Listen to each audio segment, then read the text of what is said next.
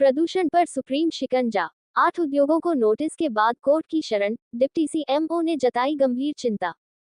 Supreme court के सख्त रुख के बाद पॉल्यूशन विभाग ने जिन 8 उद्योगों को एनवायरमेंट क्लियरेंस न होने पर बंद करने की चेतावनी दी थी, उन्होंने अब अदालत का रुख कर लिया है।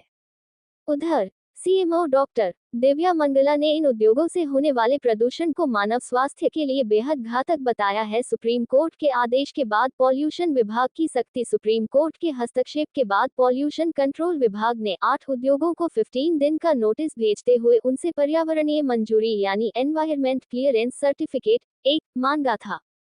चेतावनी दी गई थी कि अगर तय समय में जवाब नहीं आया तो उद्योगों को बंद कर दिया जाएगा। सभी उद्योगों ने ली कोर्ट की शरण। नोटिस की मियाद पूरी हो चुकी है। जब इस बारे में विभाग से सवाल किया गया तो अधिकारियों ने बताया कि सभी उद्योग अब कोर्ट में चले गए हैं और विभाग को जवाब भी मिल चुके हैं। फिलहाल सभी जवाबों का अध्ययन किया जा रहा है, जिसके बाद अगली कार्रवाई तय की जाएगी। डॉक्टर दिव्या मंगला की चेतावनी। प्रदूषण से बढ़ रही गंभीर बीमारियां। मुख्य चिकित्सा अधिकारी डॉक्टर दिव्या मंगला ने इस मामले पर गहरी चिंता जताई है। उन्होंने कहा कि इन उद्योगों से निकलने वाला प्रदूषण बेहद खतरनाक है, जिससे आंखों में इन्फेक्शन, सांस लेने में तकलीफ, अस्थमा, त्वचा रोग और नाक की समस्याएं हो सकती हैं। उन्होंने चेताया कि प्रदूषण का लगातार बढ़ना ब्लड कैंसर और डिमेंशिया जैसी गंभीर बीमारियों का कारण बन सकता है। डॉक्टर मंगला ने खास तौर पर उद्योगपतियों से अपील की कि एक इंसान के नाते हमें ये समझना होगा कि हमारा धरती, पर्यावरण और मानवता के प्रति क्या दायित्व है। अगर हम प्रदूषण खत्म नहीं कर सकते, तो कम से कम इसे घटाने के उपाय तो कर ही सकते हैं। प्रदूषण पर सुप्रीम शिकंजा, 8 उद्योगों को नोटिस के बाद कोर्ट की शरण, डिप्टी सीएमओ ने जताई गंभीर चिंता। सुप्रीम कोर्ट के सख्त रुख के बाद पॉल्यूशन विभाग ने जिन 8 उद्योगों को एनवायरमेंट क्लियरेंस न होने पर बंद करने की चेतावनी दी थी, उन्होंने अब अदालत का रुख कर लिया है। उधर सीएमओ डॉक्टर दिव्या मंगला ने इन उद्योगों से होने वाले प्रदूषण को मानव स्वास्थ्य तरफ से एक जो है नोटिफिकेशन जारी की थी फॉर्मल्डिहाइडेड जो प्लांट चल रहे हैं, उसके बाद 15 दिन का शेड्यूल दिया था। क्या कार्रवाई जो है फिलहाल अब डिपार्टमेंट की तरफ से की जा रही है? देखो, हमने इनको 15 दिन का नोटिस जारी किया था, उसका इन्होंने रिप्लाई सबमिट कर दिया हमारे पास और हम उस रिप्लाई को भी स्क्रूटनी कर रहे हैं, रिप्लाई में क्या दिया है। और जैसे ही उसका हमारे पास और आगे हम उसके खिलाफ जो भी कार्रवाई बनती है वो कर देंगे। अभी इससे पहले हम एक बार लीगली इसको पूरे केस को स्टडी करके फिर इन्फेक्शन इनिशिएट कर देंगे। जो प्लांट्स ऐसे हैं सर जिन्होंने अभी तक नहीं दिया रिप्लाई? कुछ ऐसे प्लांट्स ऐसा है नहीं कोई, सभी ने रिप्लाई सबमिट कर दी। तो किसी ने ईसी भी शो की है सर? ईसी अभी तक किसी की नहीं आई हमारे पास, सबने रिप्लाई दिया है, रिप्लाई में लिख दिया है, सब कुछ मेंशन कर दिया है। सुप्रीम कोर्ट में शायद इनका मामला भी पेंडिंग भी है, स्टे इन्होंने लिया हुआ है। और अगर ऐसे में अगर जो इनके डॉक्यूमेंट सही नहीं पाए जाते तो अगला नेक्स्ट स्टेप क्या रहेगा डिपार्टमेंट? नेक्स्ट स्टेप हम लेने से पहले, बंद करने से पहले एक बार लीगली इसका ओपिनियन लेंगे, उसके बाद इनके खिलाफ एक्शन लेंगे। तो कितने प्लांट हैं टोटल जिनको आप? टोटल 8 है। 8 ने रिप्लाई दे दिया? 8 ने रिप्लाई सबमिट कर। ये काफ़ी हानिकारक होता है फॉर द ह्यूमन बॉडी।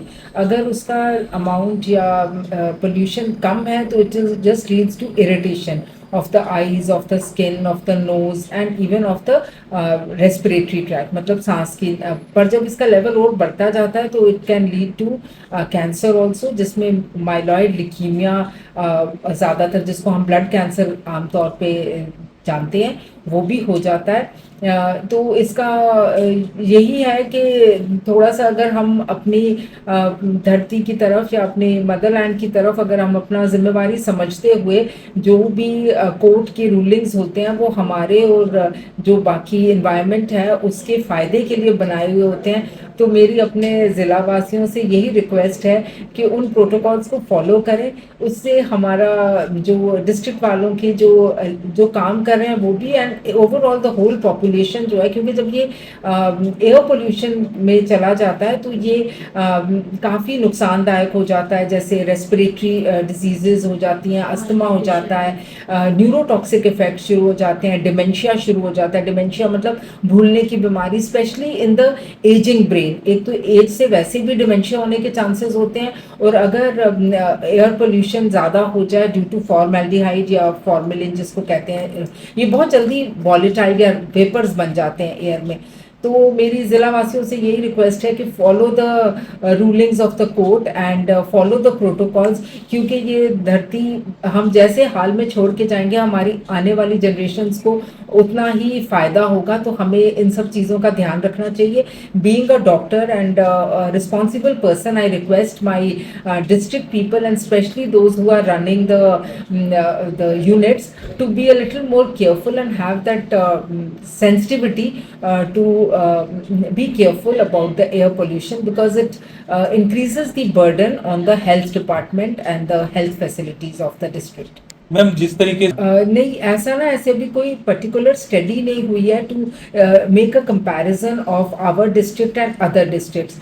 ये this it is very difficult to comment on this. ये एक पूरी थारो स्टडी हो और हमारा कंपैरिजन हो with the other districts. We just know कि हाँ, हमारे पास कैंसर पेशेंट्स आ रहे हैं, या ब्लड कैंसर के पेशेंट्स आ रहे हैं, या रेस्पिरेटरी ट्रैक डिजीज़ के आ रहे हैं, या आई फ्लू के, आई इरिटेशन के, बट कितना परसेंटेज इंक्रीज हुआ है बिकॉज ऑफ दीज यूनिट्स, ये तभी संभव है हम किसी ऐसे डिस्ट्रिक्ट से कंपैरेटिव स्टडी करें जहां पर ये यूनिट्स नहीं है। But yes, I still request my जो भी ये प्लांट्स चला रहे हैं to be little more sensitive and to go as per the rulings of the court.